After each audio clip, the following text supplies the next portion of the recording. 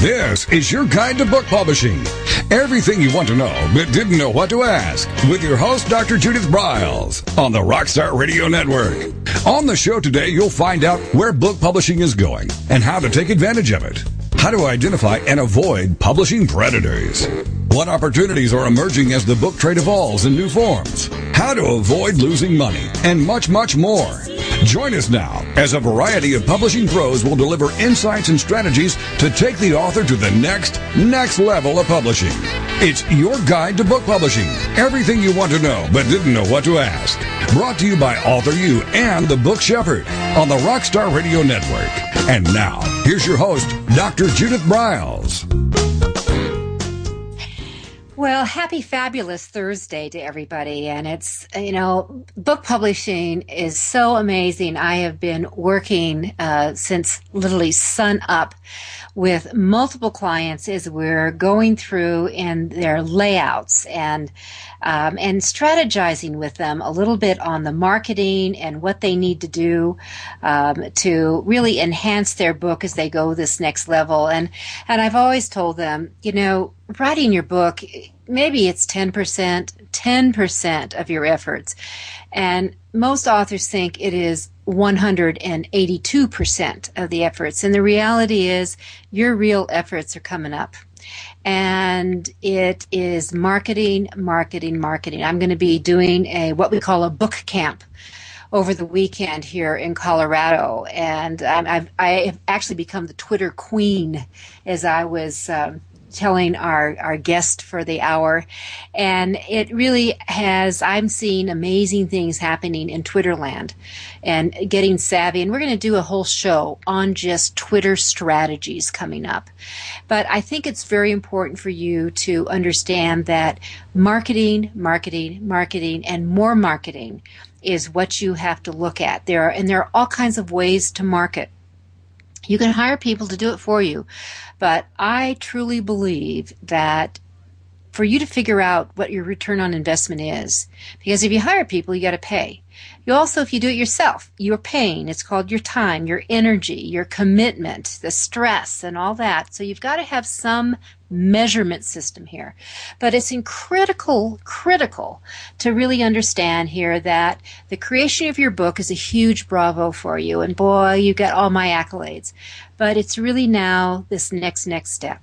So what we're going to do is focus, and a lot of our shows do have a marketing twinge to it because that's what it's about. There's production, there's the layout, there's the creativity, and then there's all these gadgets and gizmos that come along.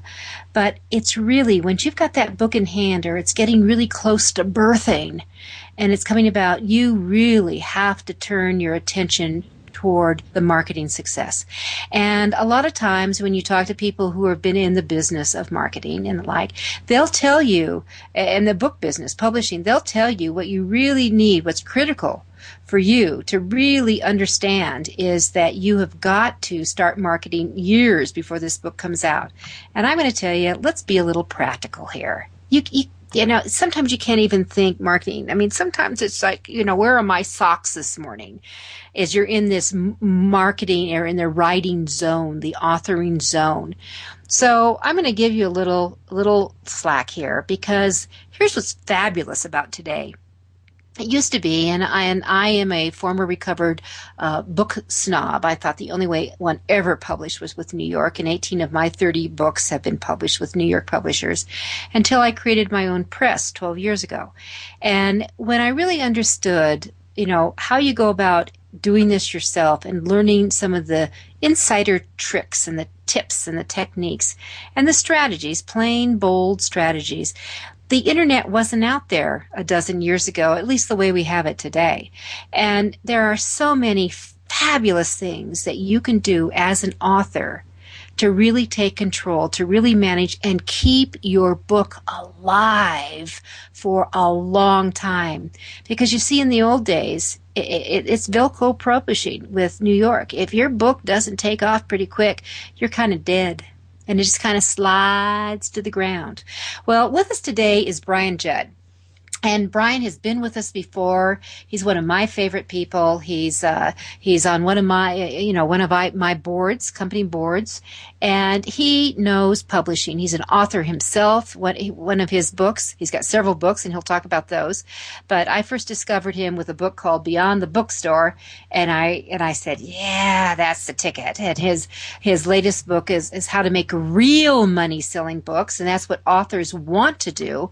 So we're going to talk about some of those alternative ways to really move forward as we come to the last quarter of the year, and really any time of the year. These ideas are going to come about. So Brian he has a company called Book Marketing Works. He has an excellent e-zine that you can subscribe to. You just go to bookmarketingworks.com and you can get a participant. It comes out every other week, and they're snippets, like a paragraph of ideas, and I've had the pleasure of participating on that for a few years. But with that said, let's bring Brian on. We're going to talk about some of these non-traditional ways to get your books out there. It doesn't have to be in a bookstore. It can be in a bookstore, but what are the ways to do it? And we're going to talk about how do you hook? How do you make a lure? How do you throw it out? How do you hook a big sale, like a corporate sale? Hi, Brian. How are you? Great, Judith. How are you? I'm fabulous today. Well, good. You always have that optimistic tone in your voice. I have to tell you, I'm zonked. I've worked on 3 layouts with different books, totally different books, today with their designers. Going in now, and it comes to me after it's been laid out, and we've had another editor go through it, the final proofing before we push the magic button. It goes to the printer, and so I have to keep morphing into different things. Well, it sounds you still have that really optimistic tone in your voice. It sounds great to talk to you again. Oh, fabulous. Okay, so Brian. Yes. What are the steps? What are the steps an author should be thinking about to hook, throw out that line and hook a corporate person? I love that analogy, too. That's really good, because you have to get one point you made in your introduction, the fact that it's 10% writing and 90% marketing. Oh. That's so true, and it's really good. And another point you made is that most people just think about selling through bookstores. And it's something that it takes a lot of time, it's a lot of effort. You can't just put your books on the shelf. You've got to have that perpetual promotion to get the books off the shelf. The thing is, with corporate marketing, well, in non-bookstore marketing, there are really 2 separate areas. One is retail, and the other is non-retail. So in retail, it's very similar to selling to bookstores. But your question is particularly about the non-retail side, as I understand it. Mm-hmm. And what that is the company, the buyer, the corporation, the association, they're not using your book to resell. There's no shelf involved with it. They're using their book to sell more of their product or reach some of their goals. And that's really a big difference, because you can't go to them and talk about how great your platform is or your whatever. What they're looking at, how can you help me? Or it could be an HR manager. His or her objective is not to sell books, but their objective is to increase the productivity or motivation of employees. So the real key is understanding that difference and then directing your whole sales effort towards helping them reach their objectives. For example, we had one client with a book on dog care. So I went to a major manufacturer of dog food, and their objective was to sell 20-pound bags of dog food, not to sell books on dog care. So what we did was put a coupon in each 20-pound bag of dog food for a free copy of this book once they bought the 20-pound bag. So the key is to understand how the book will be used and how you can help them reach their objectives. And that's the major first step in it, is that being flexible enough to think of your book as a marketing tool that somebody else can use. And that's really the key for it. Okay, so I have a question about the dog food people. Okay. When you went to pitch the coupon, I mean, you went in to pitch the book, and you ended up pitching the coupon. Right. Did the author have to pay to place that coupon, or did they? I mean, how did that work out? Great question. It's what the it's all done internally. What you're doing, you're a general contractor in the sense that you're putting a lot of this together. You're getting the book to them. They'll buy the books and they'll do the fulfillment. First of all, have someone else do the fulfillment. You don't have to do that. What they're doing is they have to go through all their internal purchasing procedures. They will create the coupon. They've got to make sure that it's printed with ink that's acceptable, because they have special ink that you can't taint the dog food, certainly. Oh, yeah. And so they have to go through. So they take care of all that. They understand the laws, the legalities, the procedures. They have printers that can do that, because they've probably done this before with some other product. So what you're doing is what you can do is obviously selling your book, but then you offer to help them with their sales literature, offer to help train their sales people. May do a webinar like this, which we've done before for the sales force of a company, to tell them about the book. So, because they've got to go to their retailers and say, when this customer buys this dog food, here's some questions they may ask you about the book. So you could help train the salespeople. You can go on sales calls with them if they're going to call on a major account. If they're going to try to sell these bags of dog food in Walmart, they may ask you to go along to be the expert to tell how Walmart sales are going to go up when this occurs. So your total role is different, because you're becoming you're a consultant. You're no longer an author. You've got to work with your client to help them sell their product. So it's an adventure. It's really so much different than retail selling. Well, I love that. I mean, I love the adventure, but so this is something that you did in your underneath your umbrella of what you did with Book Marketing Works. But did you have to pay for that, or did they pay you? I mean, I'm trying to figure out where the money starts transferring. They pay you for your time. If you're going to work with their salespeople and so forth, they would pay you. They don't expect anything for free. And I guess that's good news. So the very first step is that you've got to, what I'm hearing is you've got to, that if corporate people either want to motivate their people, right? If you're strictly to a corporation, or you've got to find the hook on the inside, like you said with the dog people. All right, we've got about 30 seconds. What can we do quickly before we transfer into the... Okay, just the idea is coming up with that campaign. If they don't have any ideas for that, you give them ideas for it. They didn't have the idea of putting a coupon in the dog food. We created the proposal. So you have that idea of what to do, and then have multiple ideas. All right, so we come back. We're after our tunes and our first break, we'll come back and we'll get into that. So these multiple ideas. I'm Judith Briles. You're listening to Your Guide to Book Publishing. My guest today is Brian Judd.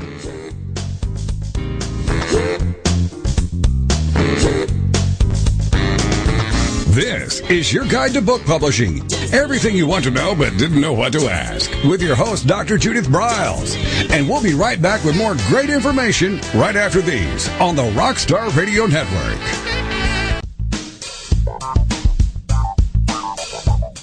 Is there a book in you or another? Author U will show you how to create, develop, and publish your book without being hoodwinked.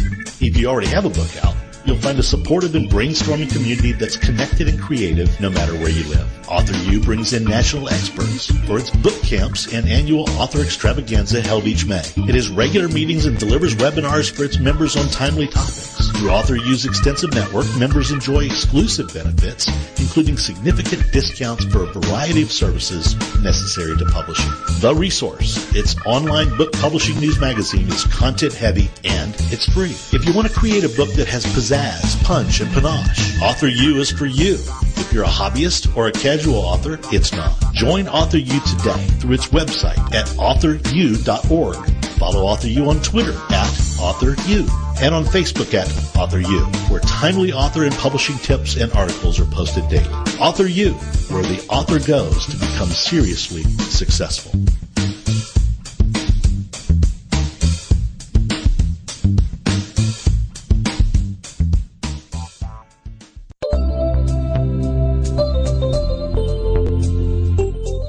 Change the way you publish online. WaveCloud is a new forum for authors to manage all their books' information in one place from start to finish, including pricing and listing summary. To learn more or sign up for email updates, visit wavecloud.com.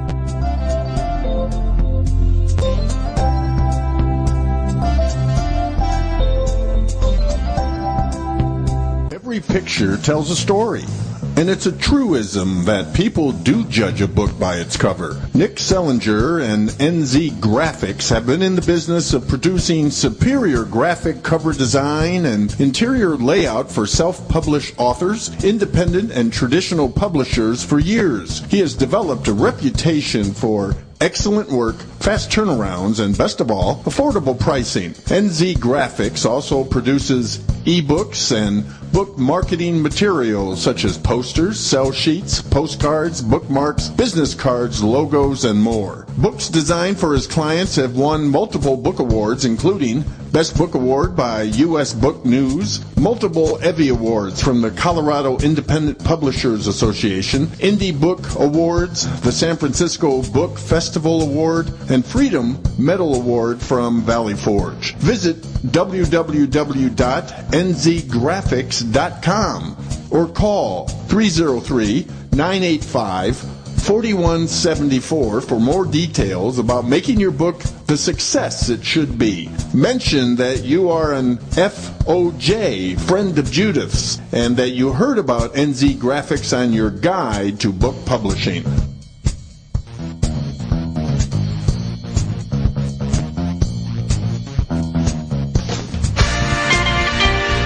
Welcome back to your guide to book publishing.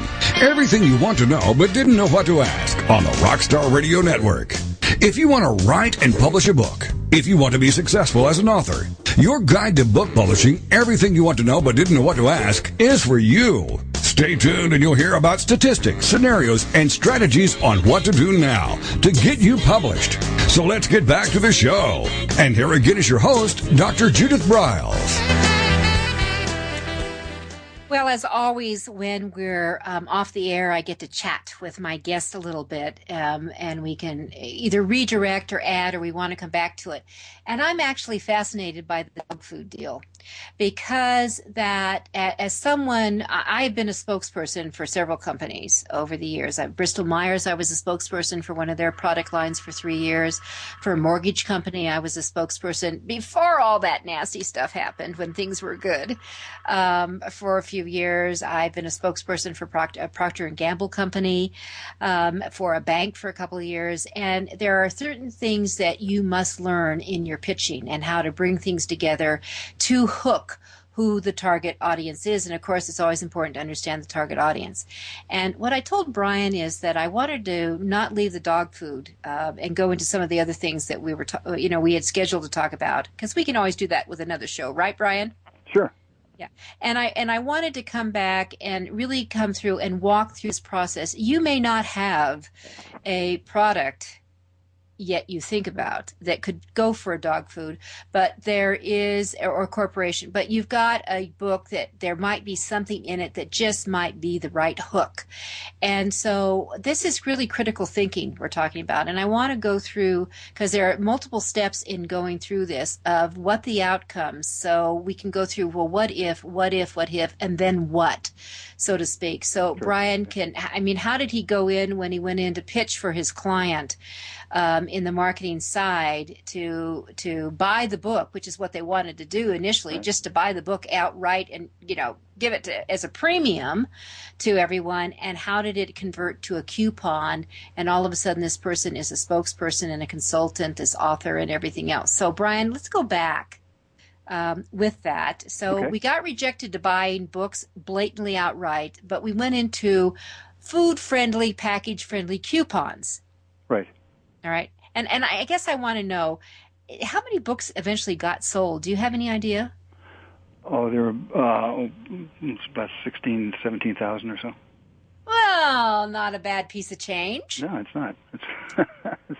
Plus, there were other... We had to customize the books also with the cover, with a message from the manufacturer, pet food manufacturer, certainly.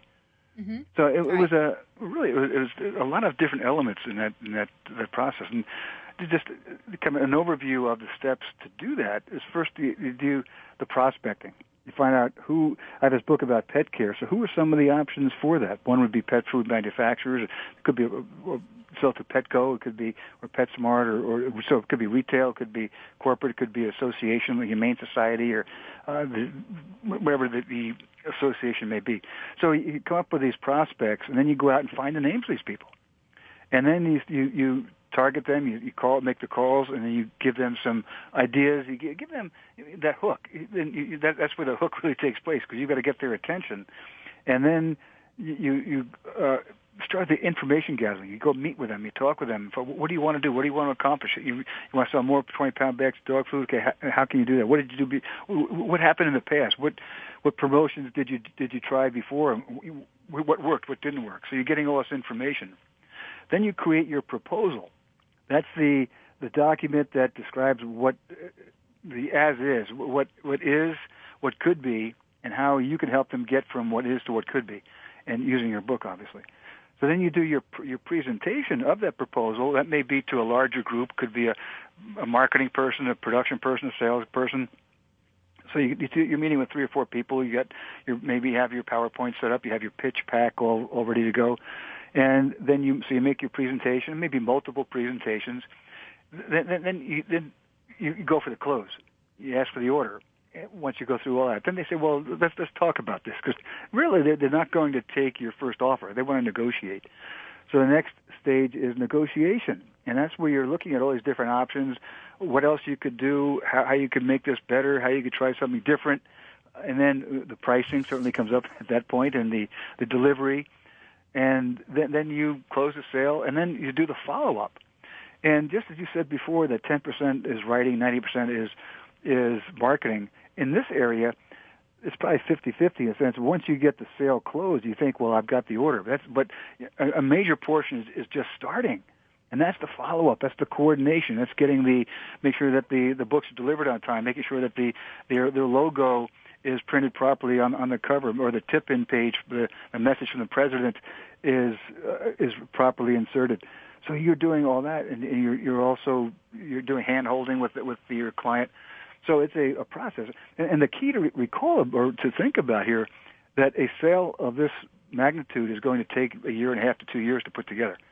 So it's not something you walk into the Purinas and say, okay, here's an idea, let's put it together, and we can have some 20-pound bags of dog food on the shelf by Christmas.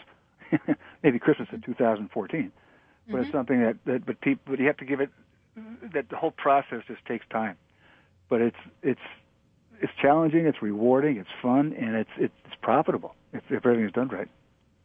Well, I know it can be profitable, and I tell people that by the time I was done with the Bristol Myers program I had for 3 years, okay, which did involve a creation of a book. I mean, we brought a book out of the ground, and they underwrote the study for it, and I wrote the book, and they bought, thousands of copies for premium distribution, and I was speaking all over the country.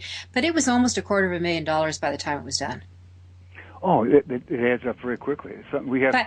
But yeah, what I want to tell our listeners is that came from a situation that I went through. I came out of an embezzlement where I, lost everything. Everything. I've heard that story. That's quite a story. Yeah, and they were looking for a woman. Well, I qualified, and they wanted someone who had gone through a rotten time. Well, I qualified, and they wanted someone who had resurrected themselves. I qualified, and so they wanted someone because what the theme was confidence. Okay, good. See, so I didn't know, when they first approached me, I didn't know who it was at all. It was blind. It was a blind thing to see if I was approachable, first of all. And what I responded back is, well, I have certain groups that I would not want to speak for. One was cigarettes and a few other things, but they weren't cigarette people. So, and actually I was very familiar with the product and had used it for years. So it was cool. Great. Yeah. But so that's those kind of things. So we've identified our process. And of course, with the Internet, you can just start going into those areas. So if you can you, Brian, do a jump over to well, before I leave that, so we sold 17,000 books, but your client also ended up speaking and doing other things that brought it wasn't just book sales. He had other sales from other sources, correct? That's correct. Well, a different client, a different concept. That putting together that program, the author went around and worked with the salespeople to call on the major accounts and got paid for that. It was a per diem and expenses. But it was a very lucrative event. So you got the book sales, and you got the consulting and the speaking money. You got once you have something like that, then you get recurring revenue in the sense that they come to you and say, okay, that campaign is over. What can we do next? When they ask that question, Judith, then you've got a good client, and then you've got them nailed. I don't sound negatively, but you have a client with whom you have a relationship with now, that you can come up with other ideas. And they say, well, we don't have another book on pet care. How about if we come up with create a book on cat care? Oh, that's a good idea. We have a cat product too. So see, now you're working with them to create the next campaign. And so you may create a book, or you may be aware of a book that you can go out and this is one thing we do also. We may not have a perfect book, so we can go out and find a book that is available and then get a percentage of that sale. So you can actually be a sales rep in the sense that if you don't have the exact content, you may know that it exists somewhere else. So you contact that publisher and say, I've got a book, an order for 16,000 books for you. Would you give me a percentage of the sale? Perfect. That's perfect. So so you don't have to be the author in order to get paid for it. Yeah, and you know what the thing is, because when we come back from our next break, what I wanted to do is also let's also talk about fiction, because dog care is nonfiction, cat care is nonfiction, and I think probably most of our listeners are in the nonfiction arena, but I've always said that what you're doing, really, what you're talking about is reaching out. And it's like one of our guests. We had a terrific show. I'd recommend everyone download the one we talked about with Gary Ryan Blair, the goals guy. Is that it's problems that makes the world go around. When you are marketing, dear listener, you go and you address the problem. You got to find the problem, because you, with your skills and your finesse and your tenacity, are going to come in and solve it. Wouldn't you agree? I do, 100%. So it's problems that will make the authoring world go round, and it's problems that makes marketing successful. It is. Somebody else being able to solve those problems.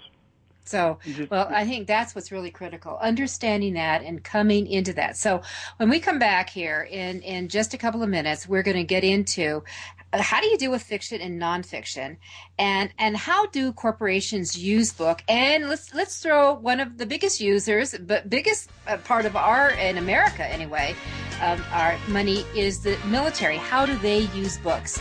With us is Brian Judd. We're on Your Guide to Book Publishing, and when we come right back, Nick Zillinger, one of my favorite book designers, will be with us with a couple of tips, and we're back into marketing books. I'm Judith Briles. This is Your Guide to Book Publishing. Everything you want to know but didn't know what to ask. With your host, Dr. Judith Briles. And we'll be right back with more great information right after these on the Rockstar Radio Network. Since 1987, Colorhouse Graphics has set the standard for quality book production. Whether you decide to print a small quantity of books or need a large print run, depend on Colorhouse to help you. You'll receive professional help and advice the moment you reach one of our representatives. If you mention hearing about us on Your Guide to Book Publishing with Judith Briles, we will provide you a discount on the first order you place. To speak with a project manager, call us toll-free at 800-454-1916 or visit us at www.colorhousegraphics.com.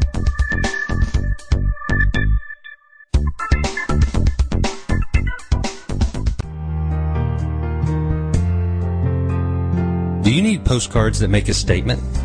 How about business cards, flyers, brochures, or NCR forms?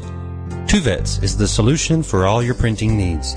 Providing services specially designed for authors, we deliver exceptional quality colored printing.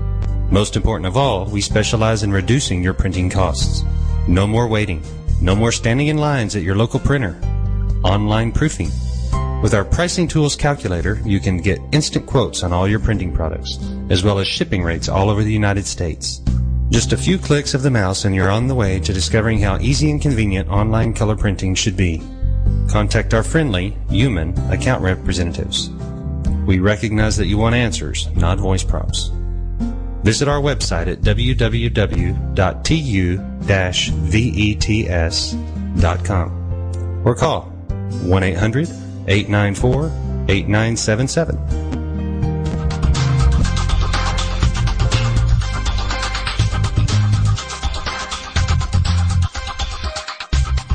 When Ned Thompson and Harry Shore started Thompson Shore in 1972, they believed employees with great character would make up the best company.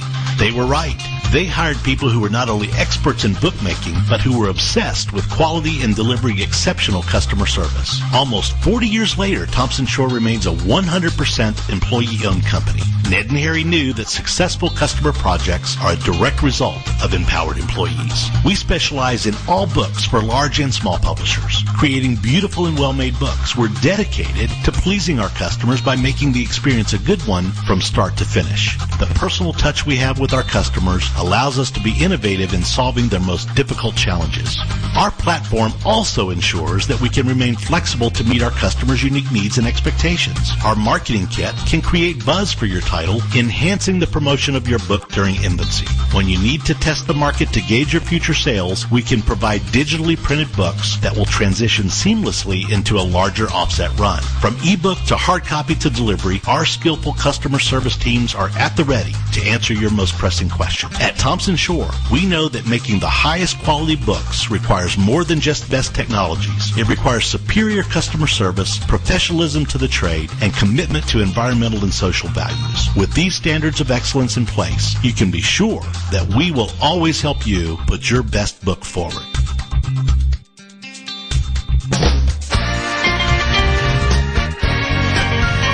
Welcome back to your guide to book publishing. Everything you want to know but didn't know what to ask on the Rockstar Radio Network.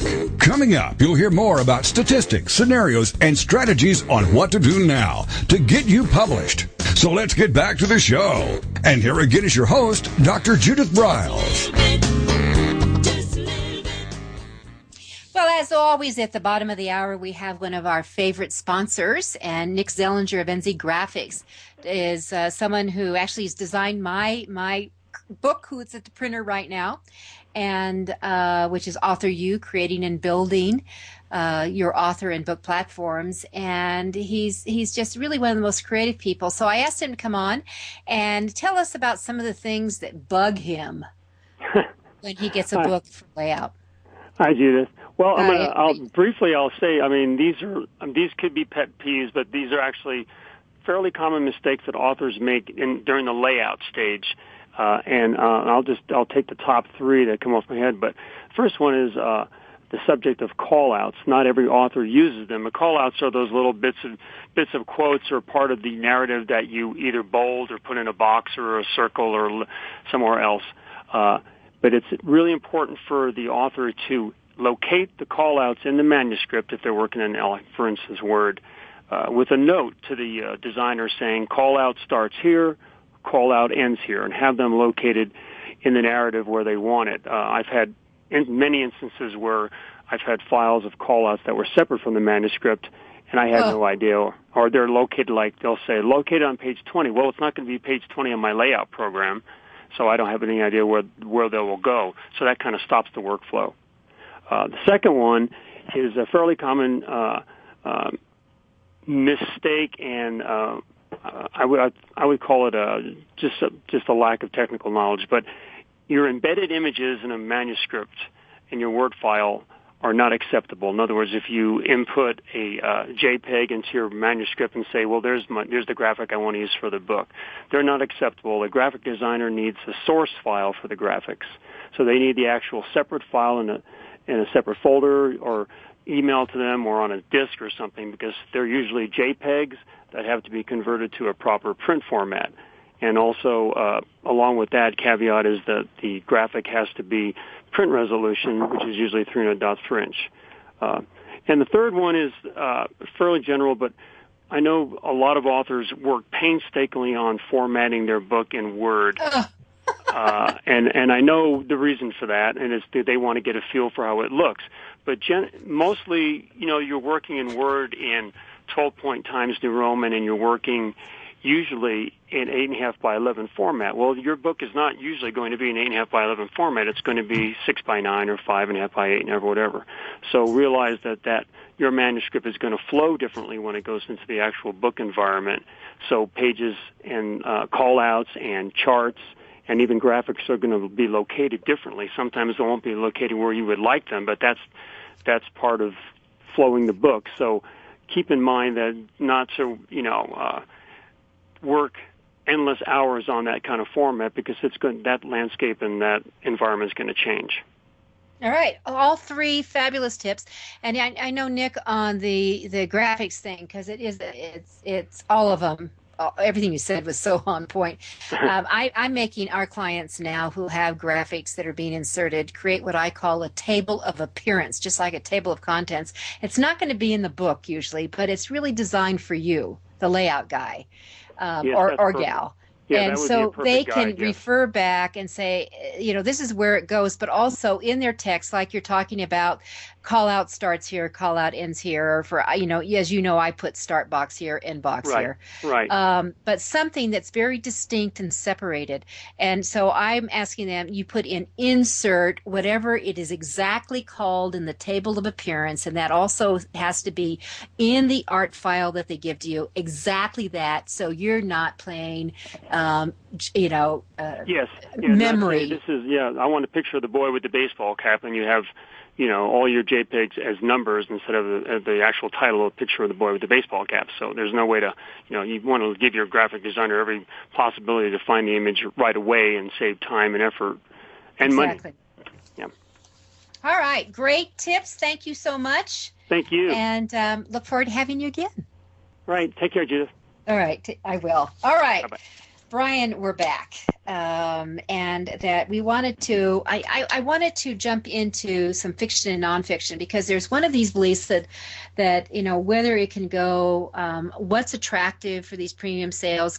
Is there a possibility of walking into a corporation and you've got a book about tsunamis? How do you hook that? Well.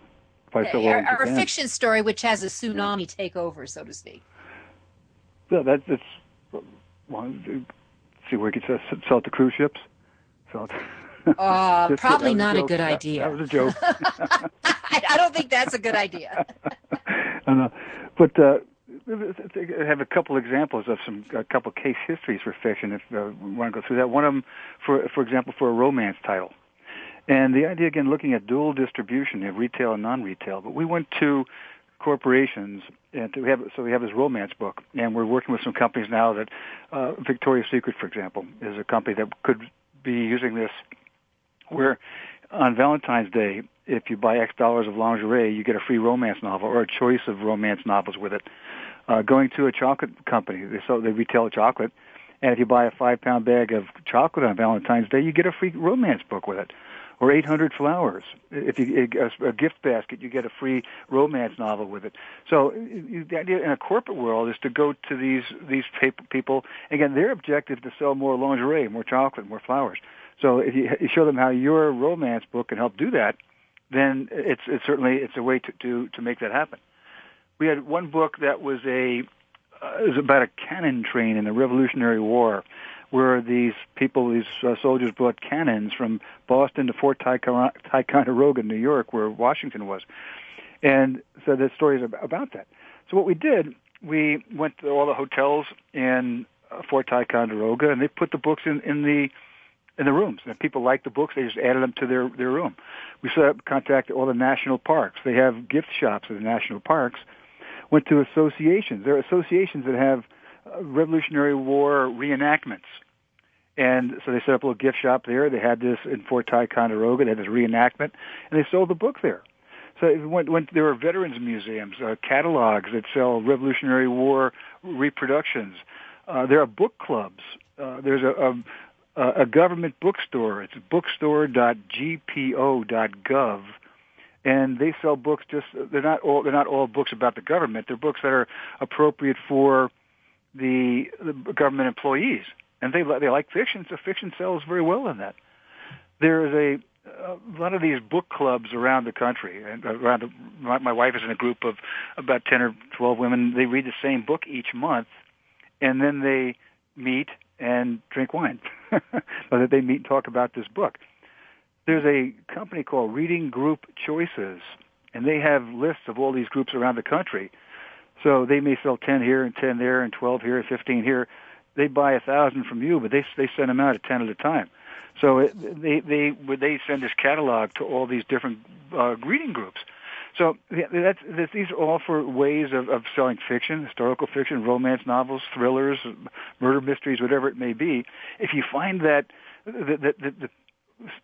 if you put your segment your target market, so you're not just selling to everybody, you're selling to museums, and selling to schools, to reading groups, to veterans museums, to libraries, to national parks, to historical societies, to 800 Flowers, so you get the point. Just you find out these different groups how they could use fiction, and show them how they can increase the sales of their products with that. We have one client that has a murder mystery, and he couldn't get on the air or do sell it at all because nobody ever heard of him. And so we created an image of him as the America's expert on the country's fascination with murder. Why is it? If it bleeds, it leads.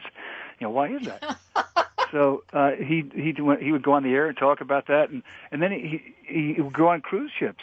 They pay him to spend a week on a cruise ship. He does 4 one-hour presentations about how to write. It was first of all that one about the America's fascination with murder, but then he talks about how to write a novel. So he gets paid. Well, he doesn't get paid for that, but he gets free. He gets a free cruise. Free cruise, yeah. And so he can be a speaker for that. So doing a library tour. The same author went around to the 100 or so libraries in Connecticut, and in one summer, 3 months, he went out and spoke to most of these, sold 3,000 books at list price, non-returnable, and got paid $50, $100 each night by the libraries. To do that.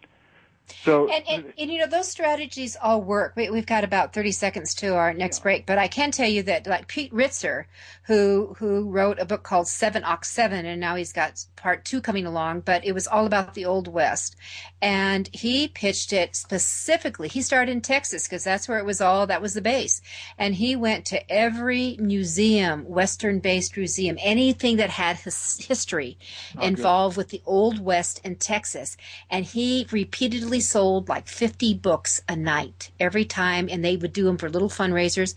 I mean, that adds up to a lot of book sales. Sure, $250 a week, and it's 1,000 books a month. That's not bad. No, it's terrific. All right, we're going to have more. Our guest is Brian Judd. We're talking book marketing strategies on non-traditional related sales, and we're going to get back to some lead generation ideas and how to find more of these buyers, and really the decision maker for you. I'm Judith Briles. It's your guide to book publishing. This is your guide to book publishing. Everything you want to know but didn't know what to ask. With your host, Dr. Judith Briles. And we'll be right back with more great information right after these on the Rockstar Radio Network.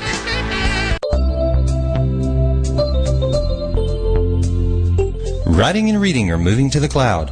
WaveCloud represents a whole new community for writers and readers to connect, communicate, evaluate, and share. Writers hone their craft and build their business. Readers build their favorites. Sign up for updates at wavecloud.com.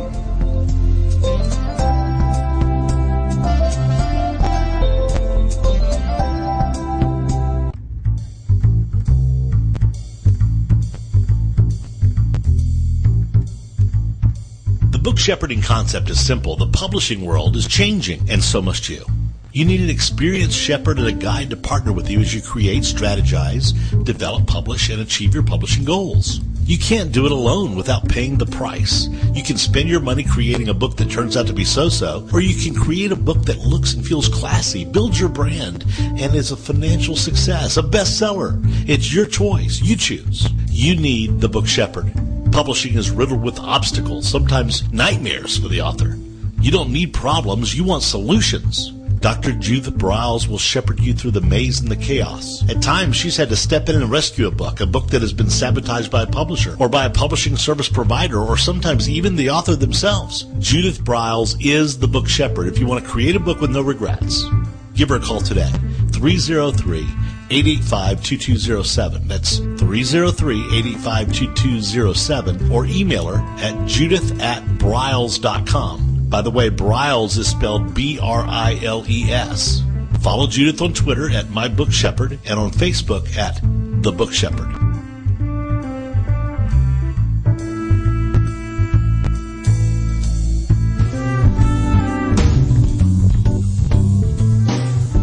At Total Printing Systems, customer service is our priority. We are located in Southern Illinois.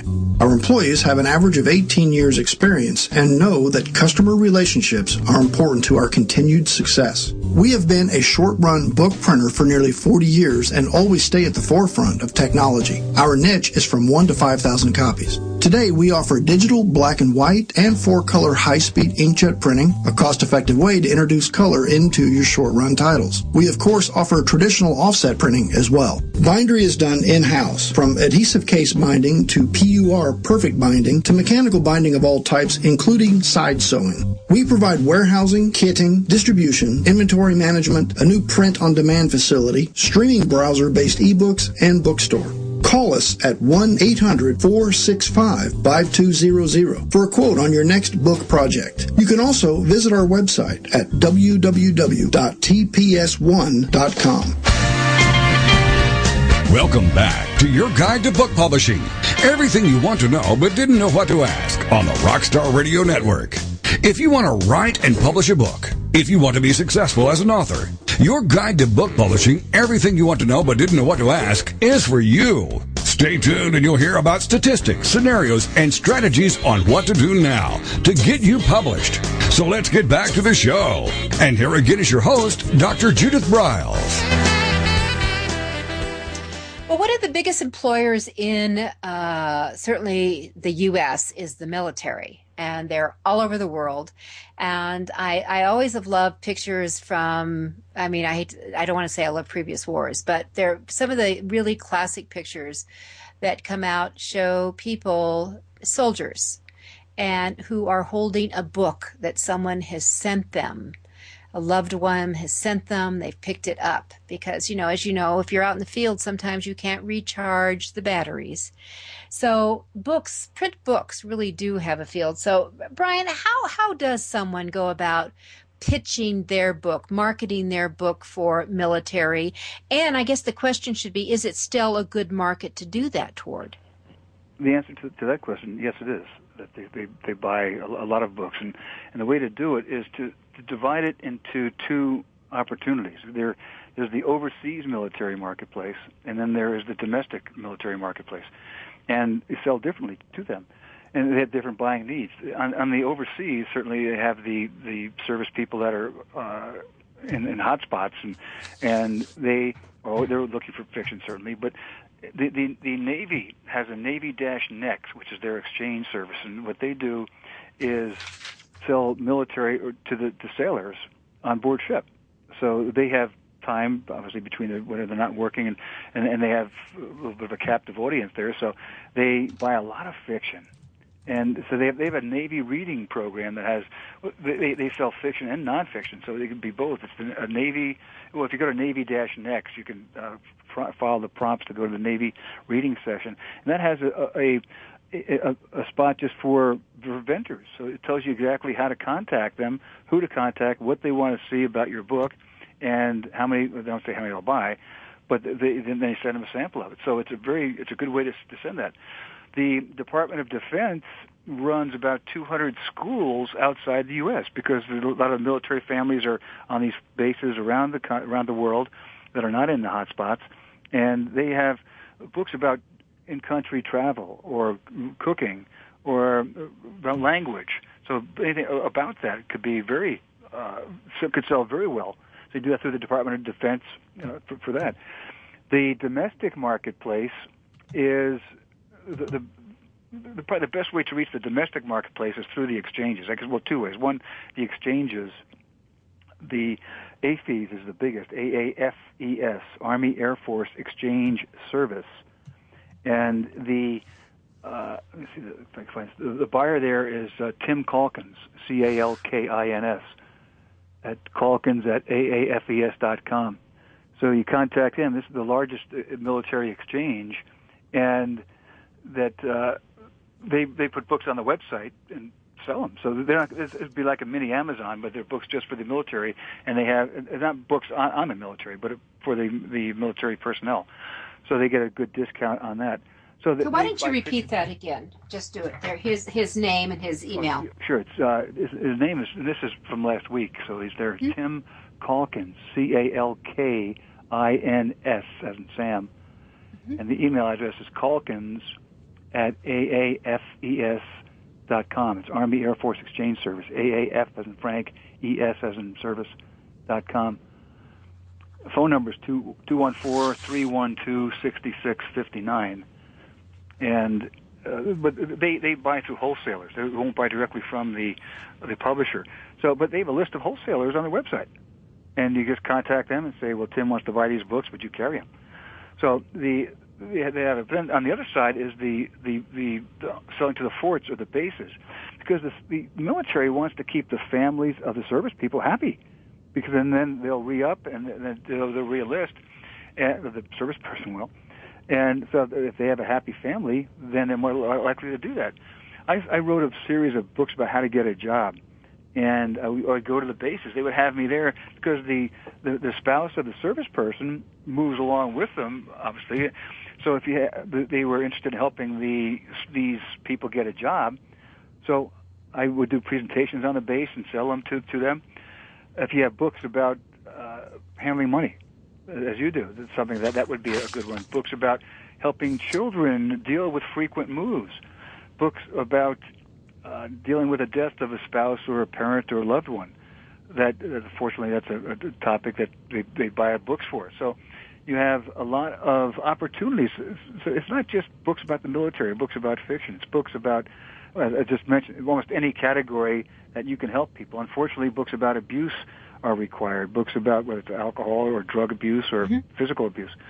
So there are a lot of opportunities for particularly through these exchanges. Like there's a Coast Guard exchange, there's a Marine exchange. So if you start off with AFES, I think is the largest, and then you can go to the others and use AFES as a testimonial, or Navy if you have fiction or nonfiction. They sell books on management. Books on a variety of nonfiction topics. The money situation is very high interest among all the service people because they need to be more budget-wise conscious. So there are so many opportunities, Judith, for the military buyers, both domestic and overseas. It's an often overlooked source of sales too. So I think you'll have some less competition and more opportunity, particularly if you are a speaker, that you can go to these bases and talk about your topic, and they'll pay you for that. So they cover your expenses, and you sell books and speak to them. It sounds good. Let me ask you this, Brian, do you have a lot of these websites that you've been rolling off, you're done, on your own website at thebookmarketingworks.com? I don't. All right. I did put a resource section in my and how to make real money selling books, and that is as current as it can be, but I don't have it on my website. Okay. Let me take it back. There's on the bookmarketingworks.com, I have probably 100 free articles. So if you click on articles, and they'll be buried in there. There are 2 articles about, so one selling to domestic, one selling to the overseas military, and yes, these links are in those articles. Okay, so bookmarketingworks.com is where you should go, and you're going to have to do a deep dive into that. All right, we have just a few minutes left, and I wanted to ask you the question about social media. Sure.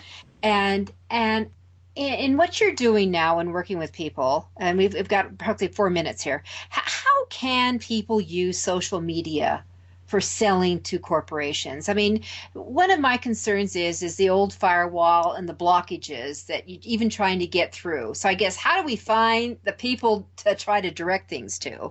And then which social media platform should we be using? Okay.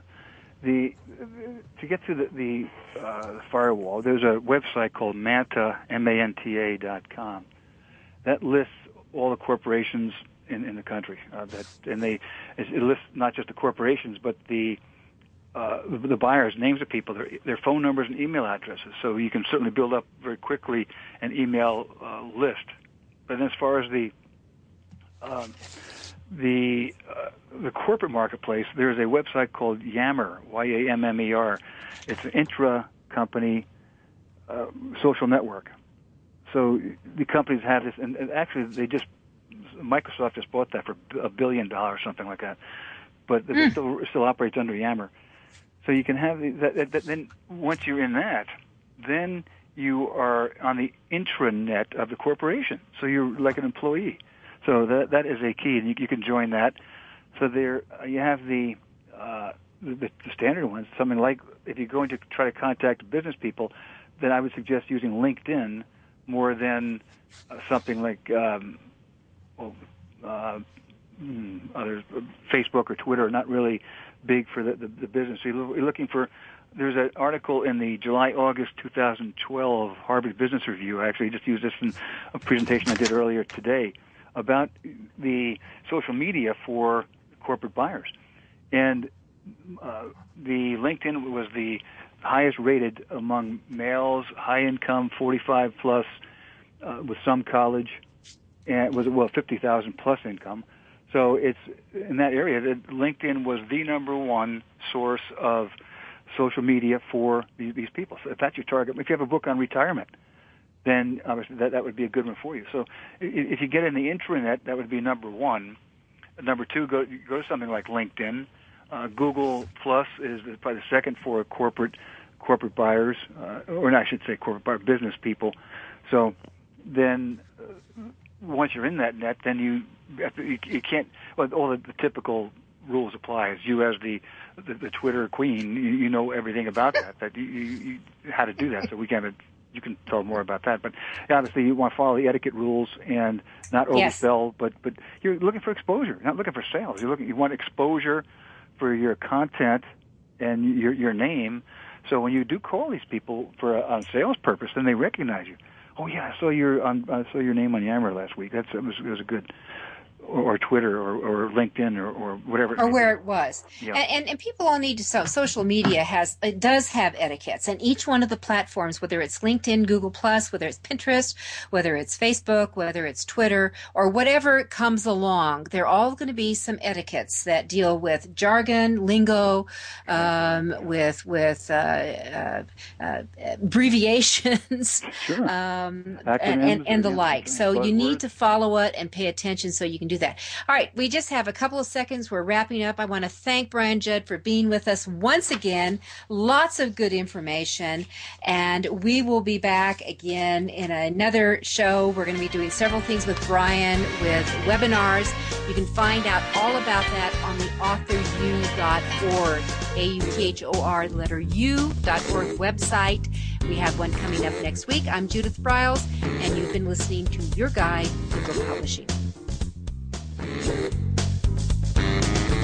Thank you for being a part of Your Guide to Book Publishing. Everything you want to know but didn't know what to ask. With your host, Dr. Judith Briles.